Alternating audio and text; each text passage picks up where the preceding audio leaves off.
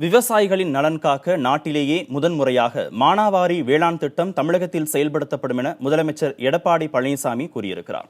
சேலம், நாமக்கல், தருமபுரி, கிருஷ்ணகிரி ஆகிய 4 மாவட்டங்களில் 19 துறைகளின் கீழ் 21 கோடி ரூபாய் மதிப்பிலான நலத்திட்ட உதவிகளை வழங்கும் விழா அரசு சார்பில் சேலத்தில் நடைபெற்றது.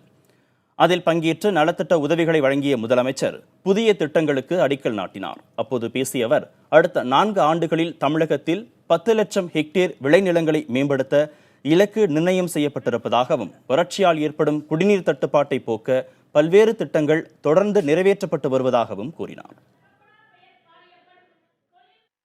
இலங்கை கடற்படை நம்முடைய மீனவர்கள் மீது சூடப்பட்டது கண்டனத்துக்குரியது. அதை மத்திய அரசிடம் வலியுறுத்தி நாங்கள் சொல்லுவோம். அடிக்கடி மீனவர்களை இலங்கை கடற்படை கைது செய்வதும் அவர்கள் படகை அபகரித்து செல்வது வாடிக்கையாக இருக்கிறது.